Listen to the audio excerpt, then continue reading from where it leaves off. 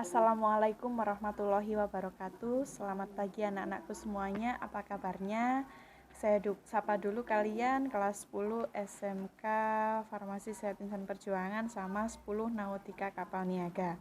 Semoga kalian tetap dalam lindungan Allah Subhanahu wa taala, diberikan limpahan rahmat dengan kesehatan jasmani serta rohani.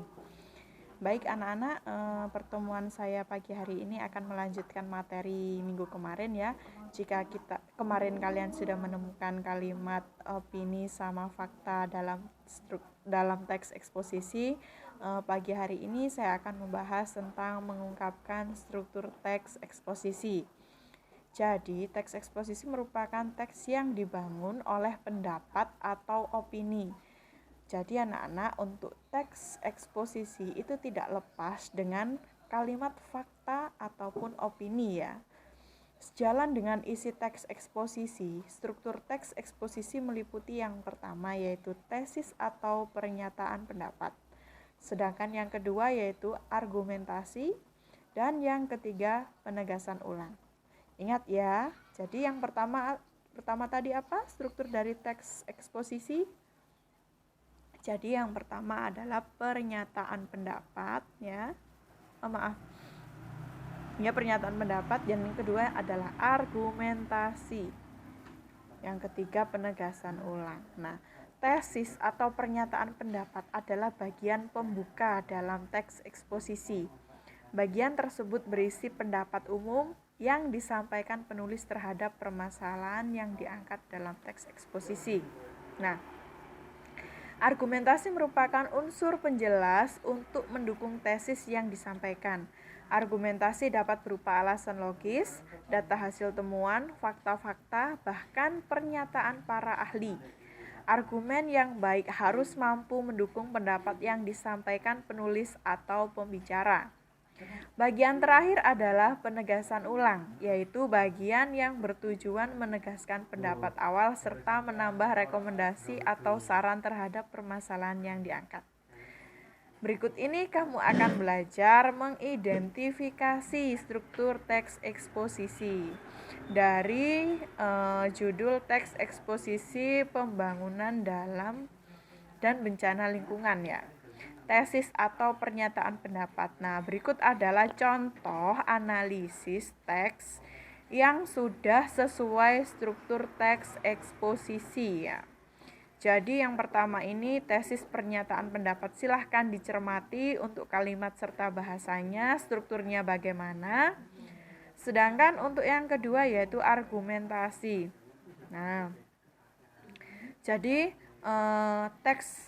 tesis, argumentasi, ataupun penegasan ulang dari sebuah teks eksposisi itu dapat ditemukan lebih dari satu ya. Argumentasi bisa, kalau penegasan ulang sendiri selalu berada di belakang ya, di penutup.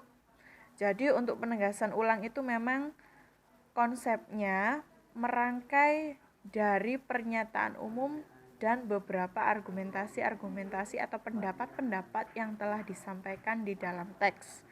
Nah, begitu sudah disampaikan dengan penegasan ulang ya.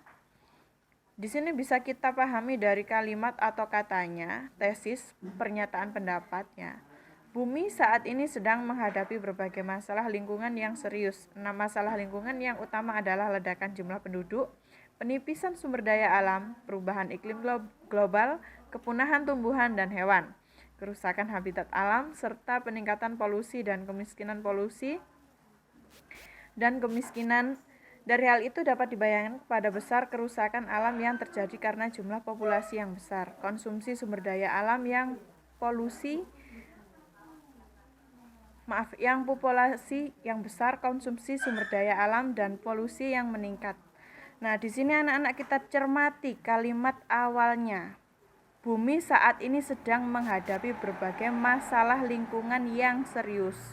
6 masalah lingkungan yang utama adalah ledakan jumlah penduduk. Nah, berikut adalah kalimat apa? Fakta atau opini? Iya, betul sekali. Berikut adalah kalimat pendapat, karena itu adalah pendapat atau opini dari seseorang ya. Jadi di sini kita belum menemukan data atau hasil temuannya. Contohnya seperti berapa ribu. Nah, itu adalah merupakan data bahwa hal tersebut memang telah benar-benar dilakukan analisis. Seperti itu. Lanjut, kerusakan habitat alam serta peningkatan polusi dan kemiskinan polusi. Dari hal itu dapat dibayangkan betapa besar kerusakan alam yang terjadi karena jumlah populasi yang besar. Nah, lanjut untuk argumentasi, para ahli menyimpulkan bahwa masalah tersebut disebabkan oleh praktik pembangunan yang tidak memerhatikan kelestarian alam atau disebut pembangunan yang tidak berkelanjutan. Seharusnya konsep pembangunan adalah memenuhi kebutuhan manusia saat ini dengan mempertimbangkan kebutuhan generasi mendatang dalam memenuhi kebutuhannya. Nah, di sini yaitu kita temukan kembali yaitu kalimat opini ya.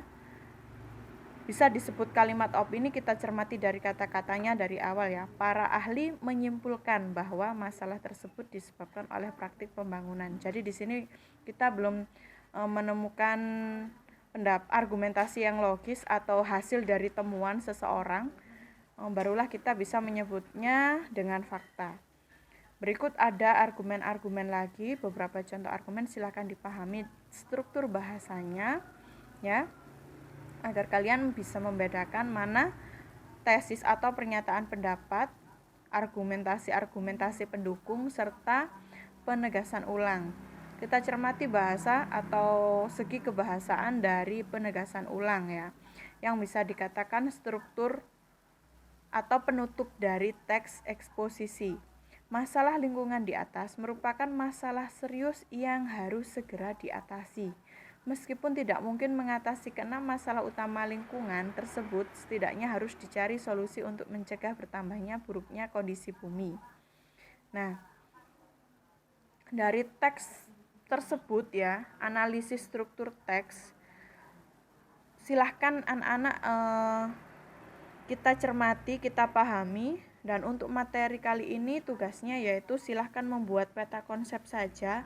Kalian pahami dulu tentang argumentasi, tentang pernyataan pendapat, serta penegasan ulang ya, dan rekomendasi. Nah, kita pahami dulu.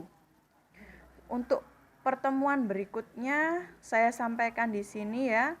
Jadi untuk pertemuan berikutnya kita akan mempelajari membandingkan kebahasaan dua teks eksposisi.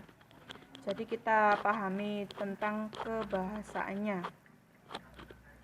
Sekian anak-anak untuk pertemuan pagi hari ini. Tugasnya yaitu membuat peta konsep, silahkan dikirim seperti biasanya melalui foto dan lampirkan di dalam Google Classroom.